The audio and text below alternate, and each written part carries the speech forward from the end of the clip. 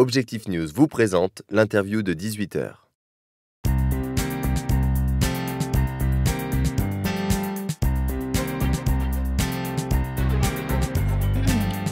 Bonsoir Ludovic Lemohan, vous êtes le CEO de la société Sigfox basée à Labège, le premier opérateur de réseau cellulaire pour l'internet bas débit.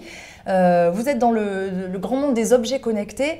Dites-nous, dans 20 ans, à quoi vont-ils servir? J'ai lu notamment que vous pensiez que les plantes pouvaient être des objets connectés.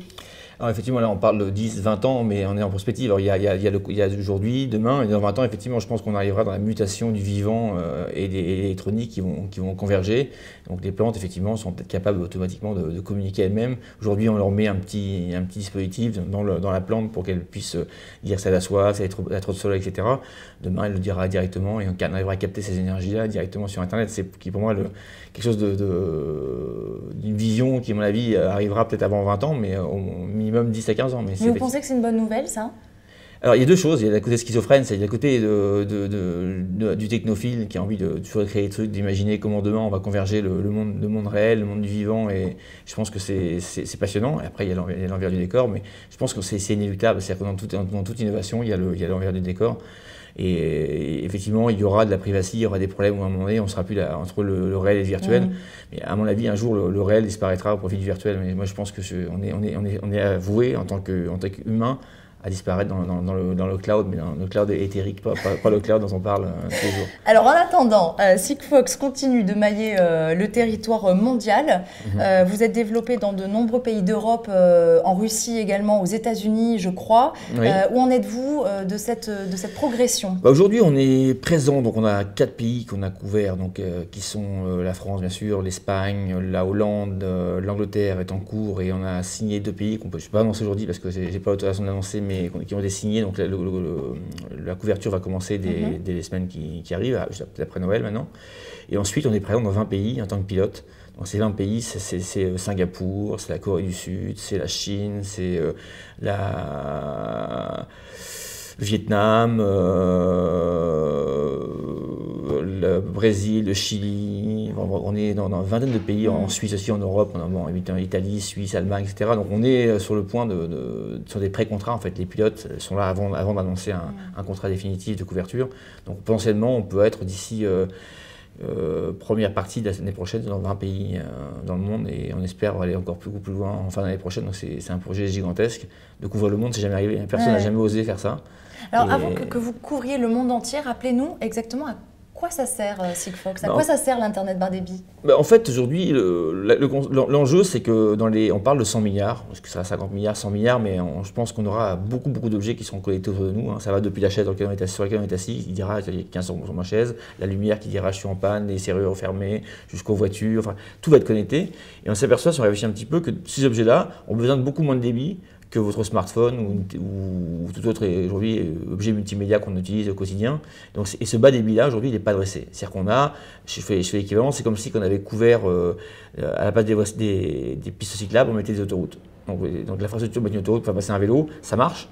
Un vélo passe sur une autoroute, mais quand même en termes de coût d'infrastructure, le ratio efficacité, et c'est un peu pareil dans les télécoms. Aujourd'hui, on a des gros tuyaux et on a besoin de rouler avec des petits débits dessus. Et donc Sigfox a créé un nouveau réseau, mais qui lui a pour occasion d'être pas cher. Donc, couvrir un pays comme la France, ça n'a coûté que 5 millions d'euros, ce qui n'est pas grand-chose au regard de quelques milliards que coûte la couverture d'un réseau haut débit. Alors aujourd'hui, votre société est en pleine croissance. Vous avez 80 salariés et 6 millions d'euros de chiffre d'affaires. Vous préparez une entrée en bourse au Nasdaq en 2016. Et en attendant, il risque d'y avoir, vous allez probablement lever beaucoup de fonds. Où en est cette levée de fonds qui a été annoncée, mais pas encore réalisée? Voilà, effectivement, j'ai vu dans la presse comme vous qu'on avait levé 100 millions. Donc j'étais ravi. Et certainement qu'aujourd'hui, on est sur un process de levée de fonds qui a démarré en septembre. Donc on a fait une démarche dans tous les pays, enfin dans tous les continents, Asie, États-Unis, même Afrique. Et donc on est sur des financiers qui veulent rentrer dans le capital de Sigfox. Donc on s'apprête à faire un très gros tour. Donc on verra la taille. Pour l'instant, on n'a pas défini le montant du tour. On voulait lever 50 millions à l'origine. Peut-être qu'on lèvera beaucoup plus. Ça risque d'être peut-être une des plus grosses levées qui n'aura jamais été faite en Europe. Maintenant, tant que l'argent n'est pas en banque, moi je reste prudent, il ne faut pas vendre la peau d'ours avant d'avoir tué, mais c'est vrai qu'il y a une vraie traction et on a eu beaucoup de fonds asiatiques, américains, africains et même français, enfin européens, qui souhaitent investir dans Sigfox. Donc c'est plutôt de bon signe, donc on est optimiste, mais reste prudent. Une fois que vous y serez arrivé, que Sigfox couvrira le monde entier, qu'allez-vous faire, vous, Ludovic Lemant? Est-ce que vous allez recréer une start-up? Est-ce que ça vous dirait de recommencer de zéro? Alors recommencer de zéro, je sais pas, mais par contre j'ai envie de changer de métier, ouais, mais de domaine, peut-être passer dans les sciences du vivant. Voilà, mon rêve, c'est de scanner l'ADN des moines bouddhistes et des chamans. Pourquoi faire?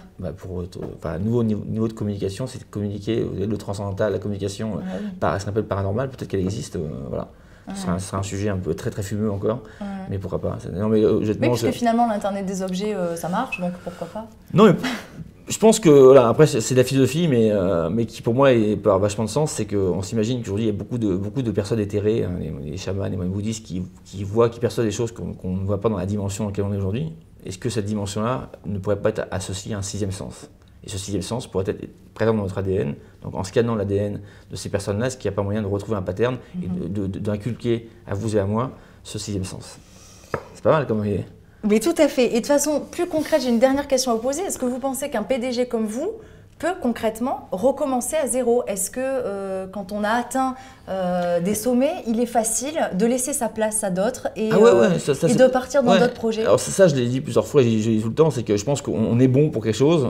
Et il y a une entreprise comme Sigfox, par exemple, une fois qu'elle sera rentrée au Nasdaq, je pense qu'il faudra passer la main à quelqu'un qui va être plus dans le déroulement de l'optimisation des OPEX, des CAPEX, etc. de la boîte, parce que c'est deux profils différents. Je ne pense pas qu'il y en ait un qui est mieux que l'autre. Moi, je pense que gérer une boîte en bourse, ça ne m'amusera pas du tout. Je pense que, inversement, faire ce que je fais aujourd'hui, il y a des personnes qui sont aujourd'hui des patrons des CAC 40, que ça ennuierait prodigieusement. Donc je pense qu'il y a différents profils. Il faut savoir essayer à un moment, quand on vieillit un peu, on essaie de faire ce qu'on n'aime pas faire, on ne fait pas. Donc moi c'est vrai que je n'ambitionne pas d'être un patron du CAC 40, ça me ferait pas triper du tout.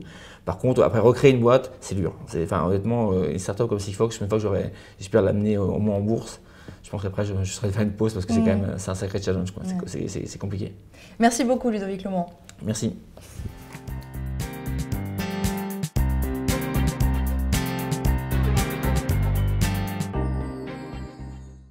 Objectif News vous a présenté l'interview de 18h.